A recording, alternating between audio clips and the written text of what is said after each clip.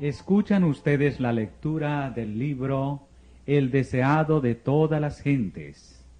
Capítulo 71. Un siervo de siervos. En el aposento alto de una morada de Jerusalén, Cristo estaba sentado a la mesa con sus discípulos. Se habían reunido para celebrar la Pascua. El Salvador deseaba observar esta fiesta a solas con los 12. Sabía que había llegado su hora. Él mismo era el verdadero Cordero Pascual, y en el día en que se comiera la Pascua, iba a ser sacrificado. Estaba por beber la copa de la ira. Pronto iba a recibir el bautismo final de sufrimiento. Pero le quedaban todavía algunas horas de tranquilidad, y quería emplearlas para beneficio de sus amados discípulos. Toda la vida de Cristo había sido una vida de servicio abnegado. La lección de cada uno de sus actos enseñaba que había venido no para ser servido, sino para servir. Pero los discípulos no habían aprendido todavía la lección. En esta última cena de Pascua, Jesús repitió su enseñanza mediante una ilustración que la grabó para siempre en su mente y corazón. Las entrevistas de Jesús con sus discípulos eran generalmente momentos de gozo sereno, muy apreciados por todos ellos. La cena de Pascua habían sido momentos de especial interés, pero en esta ocasión Jesús estaba afligido. Su corazón estaba apesumbrado y una sombra descansaba sobre su semblante. Al reunirse con los discípulos en el aposento alto, percibieron que algo le apenaba en gran manera, y aunque no sabían la causa, simpatizaban con su pesar. Mientras estaban reunidos en derredor de la mesa, dijo en tono de conmovedora tristeza: «En gran manera he deseado comer con vosotros esta Pascua antes que padezca, porque os digo que no comeré más de ella hasta que se cumpla en el reino de Dios». Y tomando el vaso, habiendo dado gracias, dijo: «Tomad esto, y partidlo entre vosotros, porque os digo que no beberé más del fruto de la vid, hasta que el reino de Dios venga».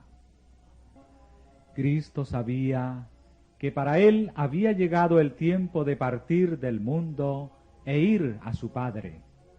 Y habiendo amado a los suyos que estaban en el mundo, los amó hasta el fin. Estaba ahora en la misma sombra de la cruz, y el dolor torturaba su corazón. Sabía que sería abandonado en la hora de su entrega. Sabía que se le daría muerte por el más humillante procedimiento aplicado a los criminales. Conocía la ingratitud y crueldad de aquellos a quienes había venido a salvar. Sabía cuán grande era el sacrificio que debía hacer y para cuántos sería en vano. Sabiendo todo lo que le esperaba, habría sido natural que estuviese abrumado por el pensamiento de su propia humillación y sufrimiento. Pero miraba como suyos a los 12 que habían estado con él y que, pasados el oprobio, el pesar y los malos tratos que iban a soportar, habían de quedar a luchar en el mundo.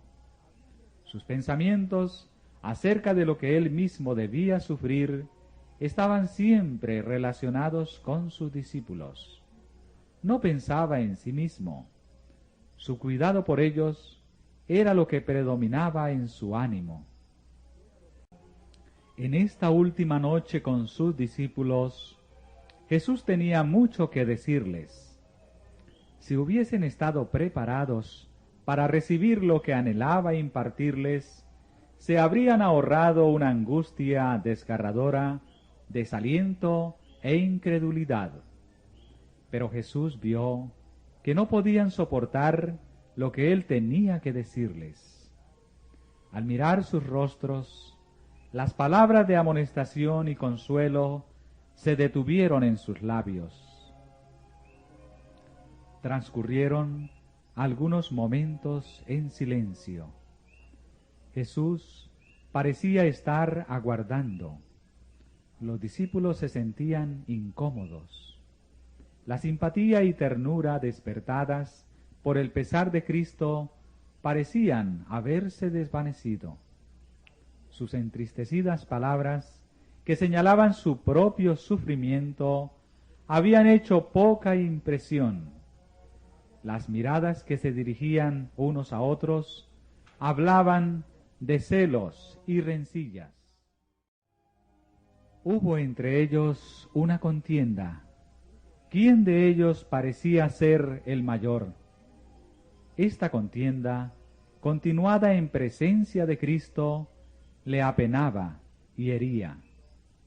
Los discípulos se aferraban a su idea favorita de que Cristo iba a hacer valer su poder y ocupar su puesto en el trono de David. Y en su corazón, cada uno anhelaba tener el más alto puesto en el reino. Se habían avalorado a sí mismos y unos a otros, y en vez de considerar más digno a sus hermanos, cada uno se había puesto en primer lugar. La petición de Juan y Santiago de sentarse a la derecha y a la izquierda del trono de Cristo había excitado la indignación de los demás. El que los dos hermanos se atreviesen a pedir el puesto más alto airaba tanto a los 10 que el enajenamiento amenazaba penetrar entre ellos. Consideraban que se los había juzgado mal y que su fidelidad y talentos no eran apreciados. Judas era el más severo con Santiago y Juan. Cuando los discípulos entraron en el aposento alto, sus corazones estaban llenos de resentimiento. Judas se mantenía al lado de Cristo, a la izquierda. Juan estaba a la derecha. Si había un puesto más alto que los otros, Judas estaba resuelto a obtenerlo, y se pensaba que este puesto era al lado de Cristo, y Judas era traidor.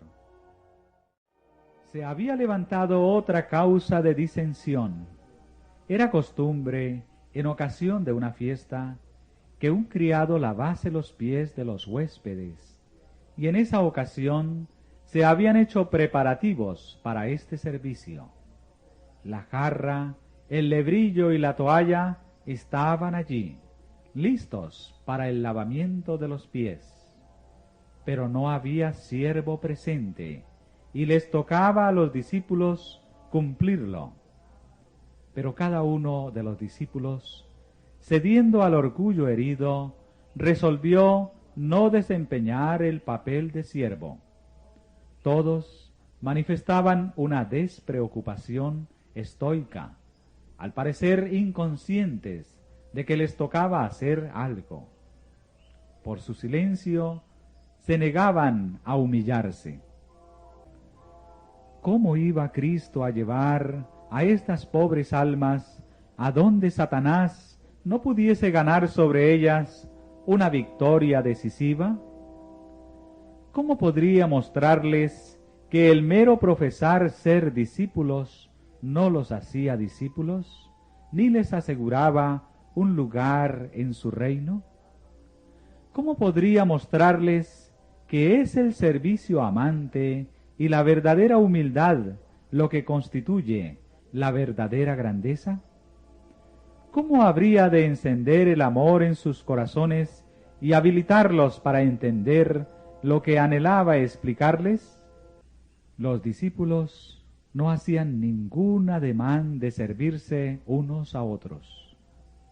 Jesús aguardó un rato para ver lo que iban a hacer.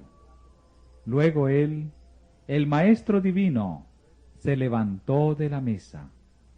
Poniendo a un lado el manto exterior que habría impedido sus movimientos, tomó una toalla y se ciñó. Con sorprendido interés, los discípulos miraban y en silencio esperaban para ver lo que iba a seguir. Luego puso agua en un lebrillo y comenzó a lavar los pies de los discípulos y a limpiarlos con la toalla con que estaba ceñido. Esta acción abrió los ojos de los discípulos.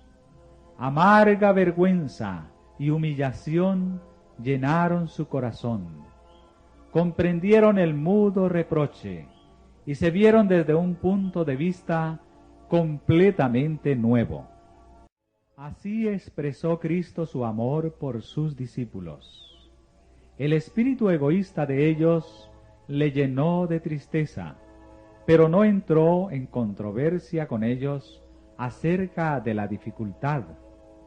En vez de eso, les dio un ejemplo que nunca olvidarían. Su amor hacia ellos no se perturbaba ni se apagaba fácilmente. Sabía que el Padre había puesto todas las cosas en sus manos y que Él provenía de Dios e iba a Dios. Tenía plena conciencia de su divinidad, pero había puesto a un lado su corona y vestiduras reales, y había tomado forma de siervo. Uno de los últimos actos de su vida en la tierra consistió en ceñirse como siervo y cumplir la tarea de un siervo. Antes de la Pascua, Judas se había encontrado por segunda vez con los sacerdotes y escribas, y había cerrado el contrato de entregar a Jesús en sus manos. Sin embargo, más tarde se mezcló con los discípulos como si fuese inocente de todo mal, y se interesó en la ejecución de los preparativos para la fiesta. Los discípulos no sabían nada del propósito de Judas. Solo Jesús podía leer su secreto. Sin embargo, no le desenmascaró. Jesús sentía anhelo por su alma. Sentía por él tanta preocupación como por Jerusalén cuando lloró sobre la ciudad condenada. Su corazón clamaba: ¿cómo tengo de dejarte? El poder constrictivo de aquel amor fue sentido por Judas. Mientras las manos del Salvador estaban bañando aquellos pies contaminados y secándolos con la toalla, el impulso de confesar entonces, y allí mismo su pecado, conmovió intensamente el corazón de Judas. Pero no quiso humillarse. Endureció su corazón contra el arrepentimiento, y los antiguos impulsos, puestos a un lado por el momento, volvieron a dominarle. Judas se ofendió entonces por el acto de Cristo de lavar los pies de sus discípulos. Si Jesús podía humillarse de tal manera, pensaba, no podía ser el Rey de Israel. Eso destruía toda esperanza de honores mundanales en un reino temporal. Judas quedó convencido de que no había nada que ganar siguiendo a Cristo. Después de verle degradarse a sí mismo, como pensaba, se confirmó en su propósito de negarle y de confesarse engañado. Fue poseído por un demonio y resolvió completar la obra que había convenido hacer, entregar a su Señor. Judas, al elegir su puesto en la mesa, había tratado de colocarse en primer lugar, y Cristo, como siervo, le sirvió a él primero. Juan, hacia quien Judas había tenido tan amargos sentimientos, fue dejado hasta lo último. Pero Juan no lo consideró como una reprensión o desprecio. Mientras los discípulos observaban la acción de Cristo, se sentían muy conmovidos. Cuando llegó el turno de Pedro, éste exclamó con asombro: «Señor, ¿tú me lavas los pies?». La condescendencia de Cristo quebrantó su corazón. Se sintió lleno de vergüenza al pensar que ninguno de los discípulos cumplía este servicio. «Lo que yo hago», dijo Cristo, «tú no entiendes ahora, mas lo entenderás después». Pedro no podía soportar el ver a su Señor, a quien creía ser Hijo de Dios, desempeñar un papel de siervo. Toda su alma se rebelaba contra esta humillación. No comprendía que para esto había venido Cristo al mundo. Con gran énfasis exclamó: «No me lavarás los pies jamás».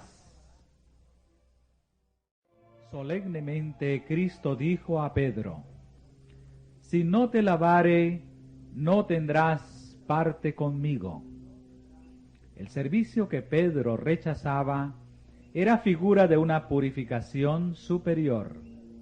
Cristo había venido para lavar el corazón de la mancha del pecado. Al negarse a permitir a Cristo que le lavase los pies, Pedro rehusaba la purificación superior incluida en la inferior. Estaba realmente rechazando a su Señor. No es humillante para el Maestro que le dejemos obrar nuestra purificación.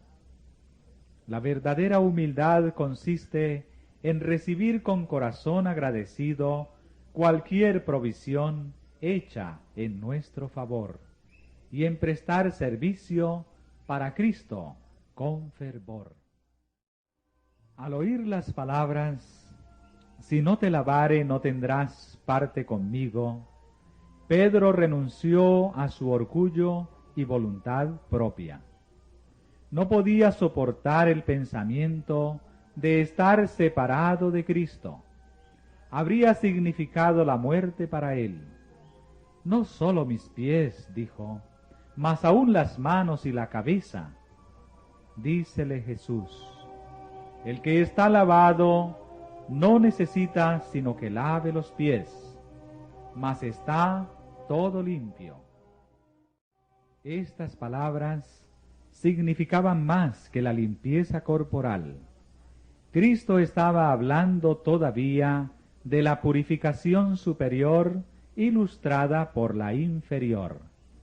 El que salía del baño estaba limpio, pero los pies calzados de sandalias se cubrían pronto de polvo y volvían a necesitar que se los lavase. Así también Pedro y sus hermanos habían sido lavados en la gran fuente abierta para el pecado y la impureza.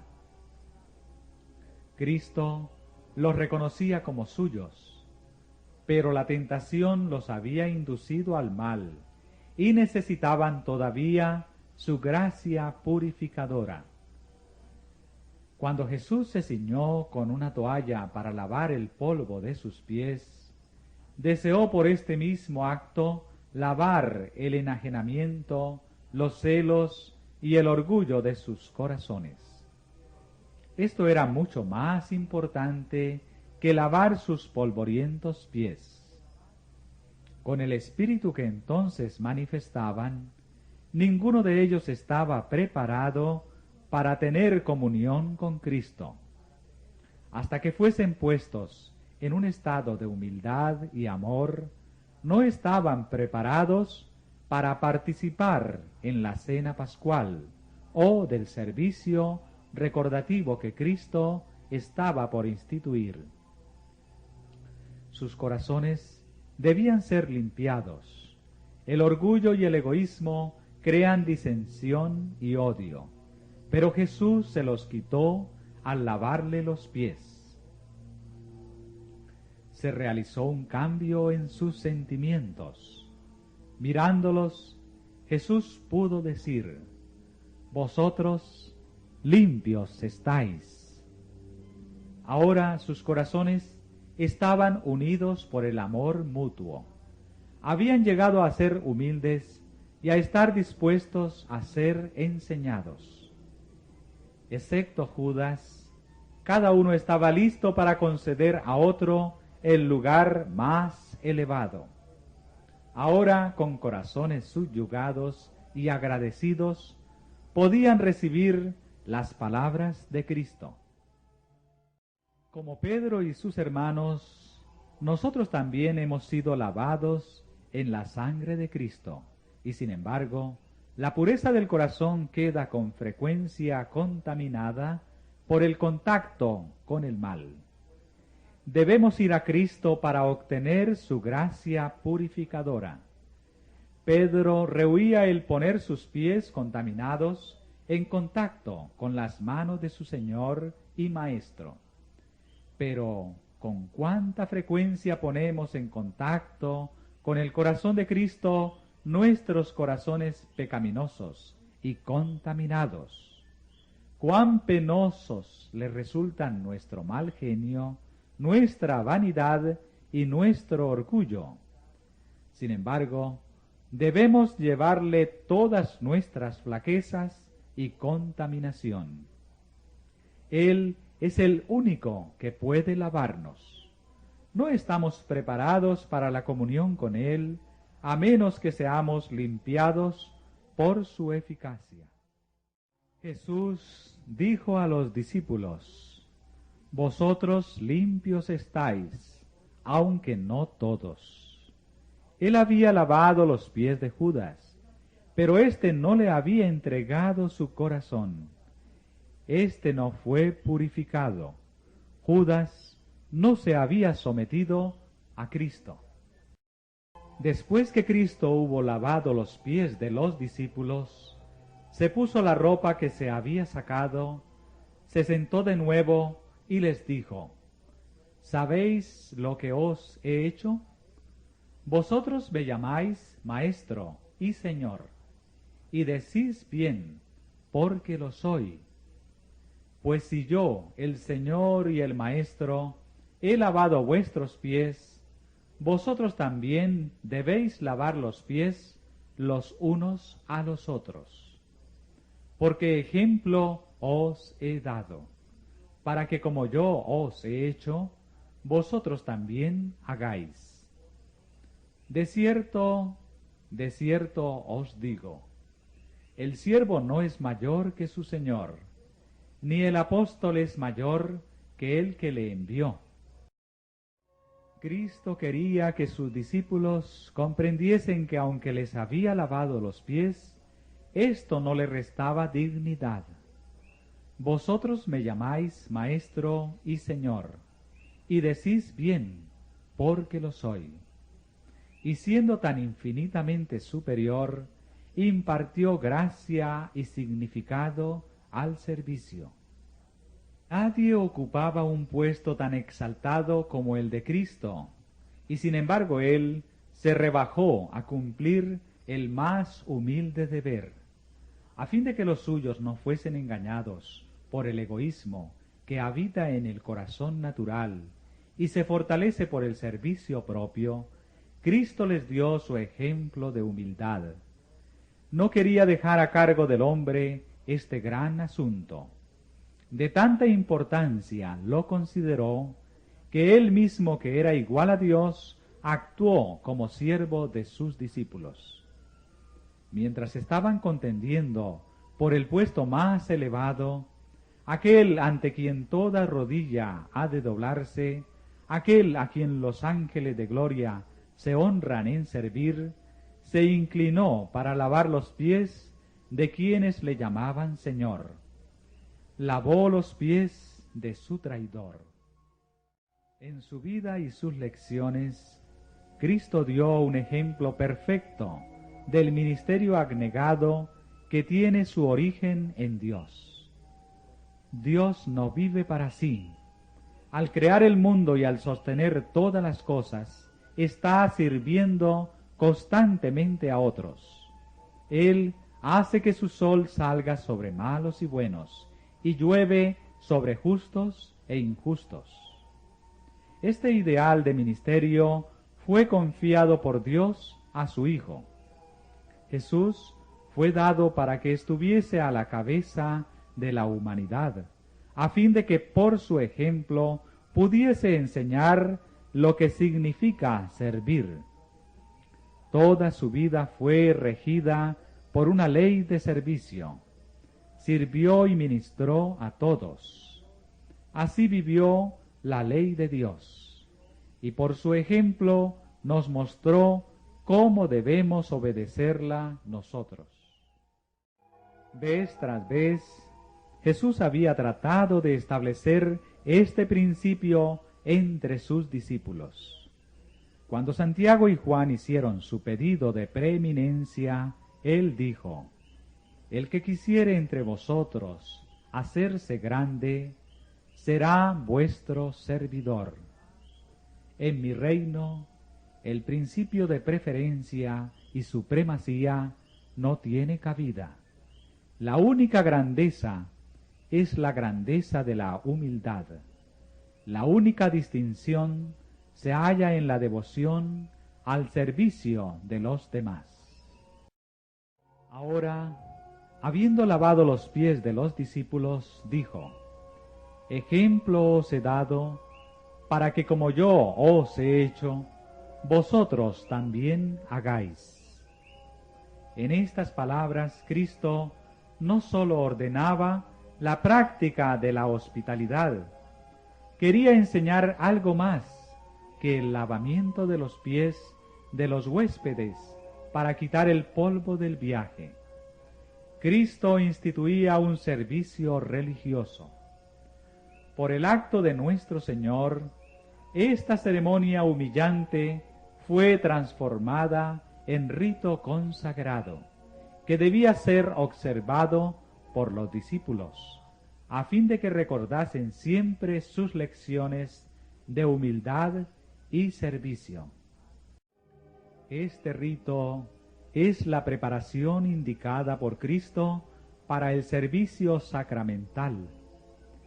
Mientras se alberga orgullo y divergencia y se contiende por la supremacía, el corazón no puede entrar en comunión con Cristo. No estamos preparados para recibir la comunión de su cuerpo y su sangre.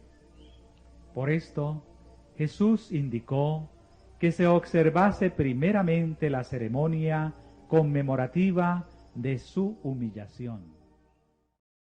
Al llegar a este rito, los hijos de Dios deben recordar las palabras del Señor de vida y gloria. ¿Sabéis lo que os he hecho? Vosotros me llamáis Maestro y Señor, y decís bien, porque lo soy. Pues si yo, el Señor y el Maestro, he lavado vuestros pies, vosotros también debéis lavar los pies los unos a los otros, porque ejemplo os he dado, para que como yo os he hecho, vosotros también hagáis. De cierto os digo, el siervo no es mayor que su Señor, ni el apóstol es mayor que el que le envió. Si sabéis estas cosas, bienaventurados seréis si las hiciereis. Hay en el hombre una disposición a estimarse más que a su hermano, a trabajar para sí, a buscar el puesto más alto. Y con frecuencia esto produce malas sospechas y amargura de espíritu. El rito que precede a la cena del Señor está destinado a aclarar estos malentendidos, a sacar al hombre de su egoísmo, a bajarle de sus zancos de exaltación propia y darle la humildad de corazón que le inducirá a servir a su hermano. El santo vigilante del cielo está presente en estos momentos para hacer de ellos momentos de escrutinio del alma, de convicción del pecado y de bienaventurada seguridad de que los pecados están perdonados. Cristo, en la plenitud de su gracia, está allí para cambiar la corriente de los pensamientos que han estado dirigidos por causas egoístas. El Espíritu Santo despierta las sensibilidades de aquellos que siguen el ejemplo de su Señor. Al ser recordadas así la humillación del Salvador por nosotros, los pensamientos se vinculan con los pensamientos. Se evoca una cadena de recuerdos de la gran bondad de Dios y del favor y ternura de los amigos terrenales. Se recuerdan las bendiciones olvidadas, las mercedes de las cuales se abusó, las bondades despreciadas. Quedan puestas de manifiesto las raíces de amargura que habían ahogado la preciosa planta del amor. Los defectos del carácter, el descuido de los deberes, la ingratitud hacia Dios, la frialdad hacia nuestros hermanos son tenidos en cuenta. Se ve el pecado como Dios lo ve. Nuestros pensamientos no son pensamientos de complacencia propia, sino de severa censura propia y humillación. La mente queda vivificada para quebrantar toda barrera que causó enajenamiento. Se ponen a un lado las palabras y los pensamientos malos. Se confiesan y perdonan los pecados. La subyugadora gracia de Cristo entra en el alma y el amor de Cristo acerca los corazones unos a otros en bienaventurada unidad. A medida que se aprende así la lección del servicio preparatorio, se enciende el deseo de vivir una vida espiritual más elevada. El divino testigo responderá a este deseo. El alma será elevada. Podemos participar de la comunión con el sentimiento consciente de que nuestros pecados están perdonados. El sol de la justicia de Cristo llenará las cámaras de la mente y el templo del alma. Contemplaremos al Cordero de Dios que quita el pecado del mundo. Para los que reciben el espíritu de este servicio, no puede nunca llegar a ser una mera ceremonia. Su constante lección será: servíos por amor los unos a los otros. Al lavar los pies a sus discípulos, Cristo dio evidencia de que haría, por humilde que fuera, cualquier servicio que los hiciese herederos con Él de la eterna riqueza del tesoro del cielo. Sus discípulos, al cumplir el mismo rito, se comprometieron a sí mismos a servir a sus hermanos. Donde quiera que este rito se celebra debidamente, los hijos de Dios se ponen en santa relación para ayudarse y bendecirse unos a otros.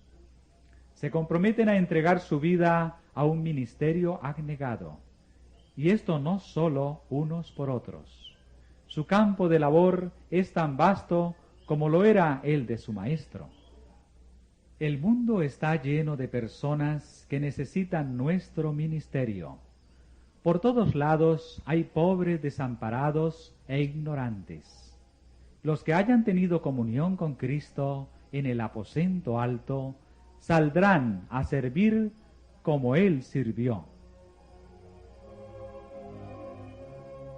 Jesús, que era servido por todos, vino a ser siervo de todos, y porque ministró a todos, volverá a ser servido y honrado por todos. Y los que quieren participar de sus atributos y con él compartir el gozo de ver almas redimidas, deben seguir su ejemplo de ministerio abnegado. Todo esto abarcaban las palabras de Cristo. Ejemplo os he dado, para que como yo os he hecho, vosotros también hagáis. Tal era el propósito del rito que él estableció. Y dice, si sabéis estas cosas, si conocéis el propósito de sus lecciones, bienaventurados seréis si las hiciereis.